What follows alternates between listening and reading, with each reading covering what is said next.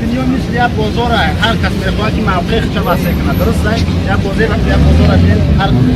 سرمایه یک نیمچه دارد. هر کس میخواهد که دست خودش شو کنه. هیچ وقت بچه‌ها نمیشه اصلا در خفاف نموی بانگول معمول کنه. یا که پاکستان بشنم که مردم خلاصون نکنه. تو خلاصون بشنم که مردم آمریکا نکنه. هر کس که خودش کنه. برادران برام کپای تو سازم باشه.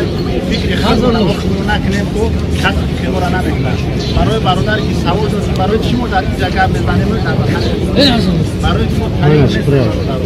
جنگ‌های غرب جنگ‌های قومی جنگ‌های کلوب نشان داد ما متحد نیستیم کسی نخواست دفاع غرب کنه کسی نخواست دفاع کلوب کنه کسی نخواست دفاع کلوب کنه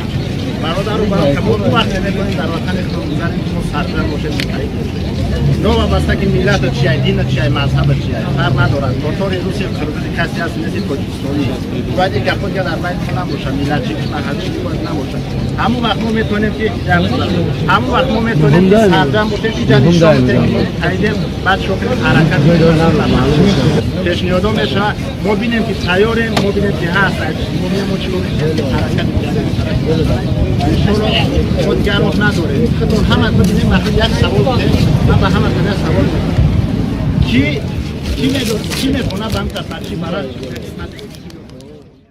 ای بین خودمون ای بین هم مردمی که در همین روسیه مهاجرایی که هستن همین سازمان تشکیل دادگیم به خاطر که ما را عیبمون نیاوند اشکالی که نفرای پیشتر بودن زندانی کردن که زهر شدن و گم کردن اینا همتون میدونن شهر نیست که از میره با ما اولش سر کنیم که کجا اومده کجا شد درست است همین همتون میفهمید مقصد ما نمیه که برای دموکراتی که در تاجیکستان نیست نه که به همین راهی که ما نشان بده مردم جمع کنیم صف ما زیاد شود شو کنیم بریم در میدان بدرویم هم حکومت همین روزا را ما چوکیم استعفاش طلب کنیم ما در نمی راه نمیسه ما میگیم که راه ما ظفر یا ظفر ما باید ظفر کنیم من باورم که هر یک کدام شما شیشتن اما حزب را نگاه کردن که شاید اما تغییراتی بتن نه که شما ایو حزب هم چی ملال نشین و 10 15 سال پیش سر کردن اگر و 10 15 سال پیش همین کارا سر نمیکردن امروز ما سر میکردیم ممکن کار ما 10 15 سال دیگه میکشید بعد دیگه نفرات دوام میداد درسته برادر برای این قایون نفرای اون که شما ملال نباشه نه اینکه کسی چیکار نکرد هر یک نفر رو به قدر تونستگیش خدمت چه بود ما امروز در اینجاییم ممکن که امروز مرا برام تگای رو محکمم کنن و بشکنن یا نه برادر ایش